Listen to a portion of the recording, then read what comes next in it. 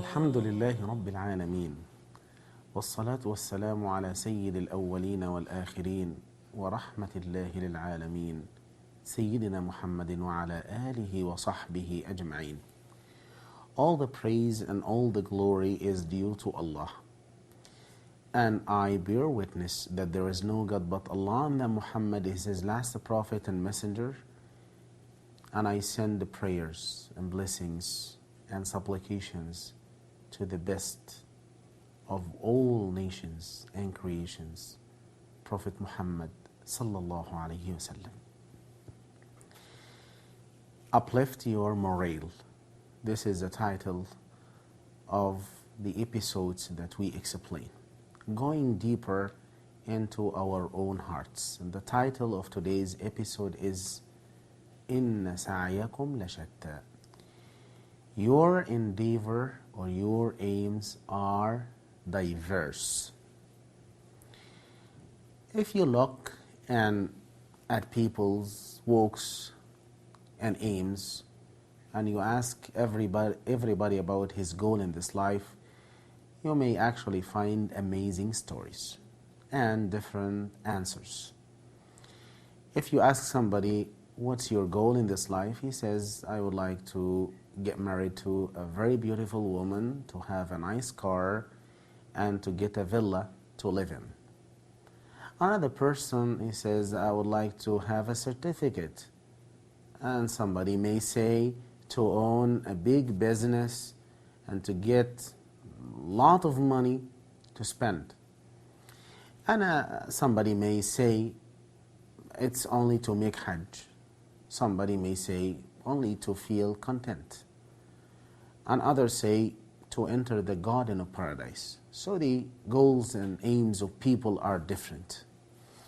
This is what Allah subhanahu wa ta'ala explained. One day, Abdullah ibn Zubayr, Abdullah ibn Umar, and Mus'ab ibn Zubayr, Abdul Malik ibn Marwan, and Urwa. Three main people. It's Abdullah ibn Umar, Urwa ibn Zubayr, and his brother Mus'ab ibn Zubayr, and Abdul Malik ibn Marwan. They sat in the court of Kaaba in a circle. And everybody started to tell his own goal. So they listened to the first. Mus'ab said, wish, have a wish. The first one said, I would like to be the Emir of Iraq, to get married to Sakina, son of Al-Hussein, daughter of Al-Hussein, and Aisha, the daughter of Talha ibn Ubaidillah. He already got married to the two women, and he gave each one 500,000 dirhams. Urwa ibn Zubayr expressed his wish, and he said, I want to learn hadith, to teach it to the people. And I would like to carry it to everybody, and everybody carry hadith and fiqh from me. Abdul Malik said, I would like to be the caliph of all the Muslims. Abdullah ibn Umar was asked, what is your wish? What do you like to be in this life? And he said only one word, Al-Jannah, the garden of paradise. I would like to enter the garden of paradise. They said, everybody went in his path and everybody got his aim. And they waited for Abdullah ibn Umar, and this is his knowledge is up to Allah subhanahu wa ta'ala. Goals are different. People are diverse in their goals, in their mentalities. Some people, this is the reason that you find some people, they are very active to listen to music and watch movies up to very late hours at the night. And it is so difficult for them to spend 2 minutes in making dhikr or even reciting the Quran. It's as if there is a mountain over their own hearts. They cannot stand up to make Fajr prayer. When you see them, it's difficult. Subhanallah, you find some people, they may spend hours on video games. And if you ask him, what are you doing? He says, I'm enjoying it. And others, they spend a lot of hours for movies, on TVs, travels, journeys, talks, gossip, chatting, socializing, eating and drinking, dancing, singing. And when it comes to ibadah and turning to Allah, it becomes very difficult. It's a problem in the orientation and a problem in the intention, a problem in the heart. The reason of that deep sense of fatigue, slackening behind, is lack of aim, lack of orientation. Therefore, as much endeavor you have, as greater ends you attain. Abu Musa al-Ash'ari, may Allah be pleased with him, used to fast for very long days. Until when they saw his body, he was very skinny. I need actually to concentrate on this point. The Sahaba were very thin, skinny, and they were very courageous and very strong. And they achieved things in a very short period of time that I think if the whole humanity gathered together to attain in a similar time with same means and available and capacities, it's so difficult. Abu Musa al-Ash'ari was fast for long days until he became very thin and skinny like an ash. And they said to him, take rest, relax, take it easy. You know what's his answer? He said, it's not now to relax. Relaxation is in the Jannah. And one of the righteous ancestors used to say, the true ease is when I step my first foot in the Jannah, the garden of paradise. قال مسلم في صحيحه, Muslim in his Sahih said, قال يحيى بن كثير, he reported on the authority of Yahya ibn Kathir saying, لا ينال العلم براحة الجسم. Knowledge is not procured by easy life.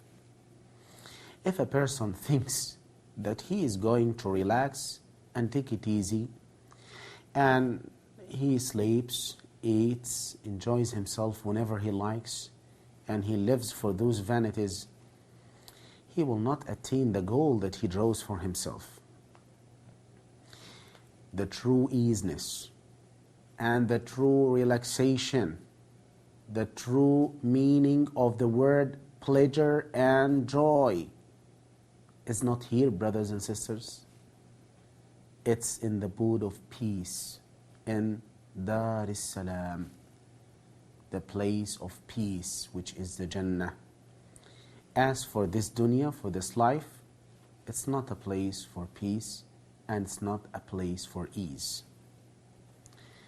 Fatima, the daughter of Abd al-Malik, and she is the wife of Amir al-Mu'mineen Umar ibn Abd al-Aziz, may Allah be pleased with him, said, I never saw Umar ibn Abd al-Aziz having a shower because of janaba, of ritual impurity, since he became the commander of the faithful. It's not the sunnah of the Prophet ﷺ to detach yourself from women and from wife.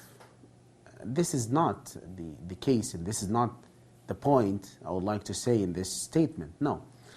But I mean that look at how he was busy with achieving justice for the Muslim Ummah and managing their affairs by day and night, to the extent that he most probably he forgot that he has a wife.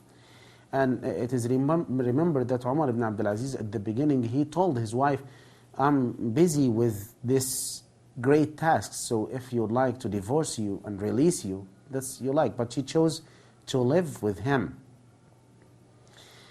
Imam Ahmad was asked by somebody, when should I taste the pleasure of easiness? He said, at the minute you put your first foot in the first inch of the Jannah, the garden of paradise. قال صلى الله عليه وسلم من خاف أدلج ومن أدلج بلغ المنزل ألا إن سلعة الله غالية ألا إن سلعة الله الجنة. The Prophet sallallahu alayhi wasallam said, whoever is scared because of the darkness that may afflict him during the journey, he tries to hasten his animal or his ride to go and to reach earlier. Man khafa adlat. Whoever is afraid, he tries to take precautions to reach easier. And he said, and whoever makes that, he reaches his destination in the safe time. And then the Prophet said, the merchandise of Allah is so precious. The merchandise of Allah is so precious. The merchandise of Allah is the Jannah, the garden of paradise.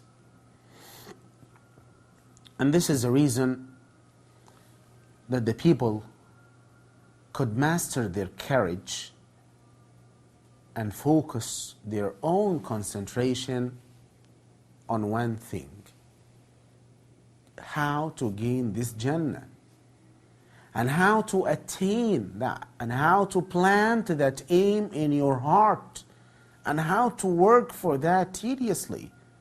If you are going to get the exam for the board to be a physician, you must sleep less. You have to study more and more. This is the reason for people who work for something which is amazing, something where they will not feel fatigue, they will not have anything in their own minds, a wish or any desire, but Allah subhanahu wa ta'ala will fulfill them. This is the destination of the righteous, where he will shake hands with the Prophet Muhammad sallallahu alayhi wasallam and live with him and his companions. I ask Allah subhanahu wa ta'ala to improve our intentions and to help us on ourselves and to get rid of the vanities that keeps us away from him. وصل اللهم على سيدنا محمد وعلى آله وصحبه وسلم.